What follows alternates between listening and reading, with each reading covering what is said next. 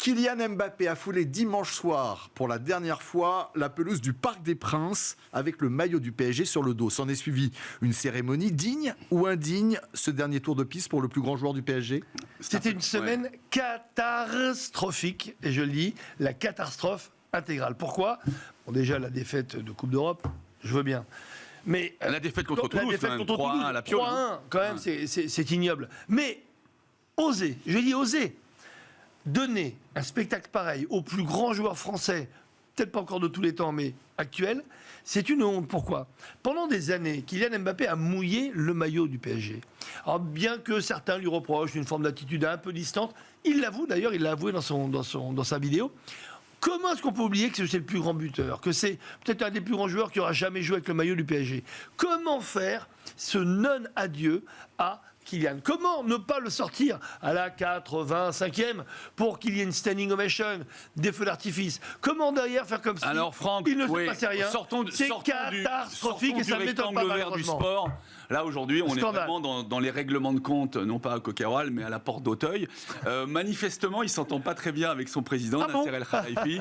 Ça fait déjà pas mal de temps. Alors, on saura le fin mot de l'histoire pour les prochaines semaines, les prochains mois, parce que, sincèrement, ça ne m'a pas l'air très glorieux. En tout cas, ça a été un problème d'ego, et manifestement, le président du Paris Saint-Germain, qui est omnipotent, pas omniscient, mais omnipotent, a décidé en fait de suspendre, de supprimer l'hommage à Mbappé, et probablement a-t-il donné consigne pour qu'il ne sorte pas avant la fin du match, de manière à ne pas pouvoir l'honorer. Alors, c'est vrai que ce sont des règlements de compte en coulisses. Est-ce que ce sont des règlements de compte qui ont attrait aux énormes mannes financières qui ont été octroyées à Mbappé? On estime tous qu'il l'a mérité.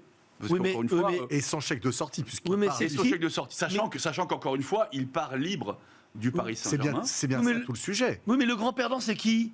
C'est pas le Qatar, c'est pas Kylian. Le grand perdant, c'est le PSG. C'est la marque PSG, c'est le club PSG, dont je suis abonné et dont nous sommes tous ici des fans et des supporters.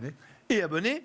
Pourquoi c'est la marque qui trinque? Parce que comment rater cette histoire? On rate l'hommage au plus grand joueur français. On rate d'un point de vue institutionnel. L'institution n'a pas respecté, mais il faut savoir qu'il y a eu un tifo exceptionnel, que l'ambiance était formidable, que tous les grands supporters du Paris Saint-Germain... L'ambiance n'était pas formidable, hein. J'y étais, c'était même assez pathétique en réalité.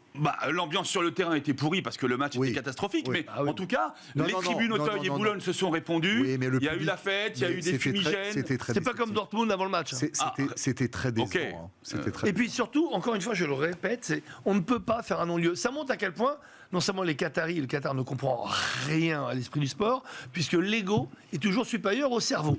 Et quand l'ego est supérieur au cerveau, on a ce genre de choses où un émir ou El Khalifi décide que Mbappé, parce que c'est un esclave payé très cher, ne mérite pas un hommage parce qu'il s'est mal comporté.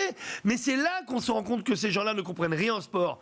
Le PSG, ils l'ont acheté, mais il ne leur appartient pas. Le PSG appartient aux supporters. Il ne m'appartient plus à moi qu'à El Khalifi et à n'importe quel émir du Qatar. T'auras peut-être payé moins cher, mais... Et cela, il faut qu'ils se le mettent dans la tête. C'est pour ça qu'il n'arrive pas à un projet sportif. Il faut un très beau projet d'image, très belle marque, mais ils ne gagneront rien. Et s'ils se comportent comme ça avec des stars, comment vous voulez qu'on en attire d'autres? Qui va remplacer Mbappé? Encore une fois... Moi, ça me rend fou, cette histoire. Replaçons ça sur les institutions. Est-ce que lorsqu'on est en conflit avec un joueur, est-ce que ça ressort d'un point de vue médiatique ou est-ce que ça ressort comme une forme de punition à l'attention d'un immense joueur comme Mbappé? Enfin, il aurait pu être moins immense. À partir du moment où il y a une punition, il y a une punition. Voilà. Donc ça, quelque part, je pense que le club va se le traîner comme un boulot. D'ailleurs, juste une mini-question. Qui pour le remplacer? Pour moi, il y a quelques spéculations. Il y a Haaland. Je vois pas d'autre que Haaland.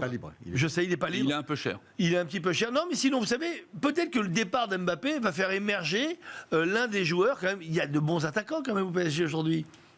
Vous faites une moue. Alors, moi j'en suis pas là. Moi je vois l'équipe de Dortmund, et sincèrement l'équipe de Dortmund, mis à part Haller, qui est un Français qui était sur le banc de touche, il n'y en avait quasiment aucun que je connaissais vraiment très bien dans leur parcours. Et ça vous prouve bien une seule chose, c'est qu'on revient toujours aux fondamentaux du sport, c'est que dans un sport collectif, ce qui compte, c'est l'équipe et c'est le collectif. Et même à Madrid, les Galactiques n'ont jamais rien gagné. Ah. On se le redit, on le répète, rien.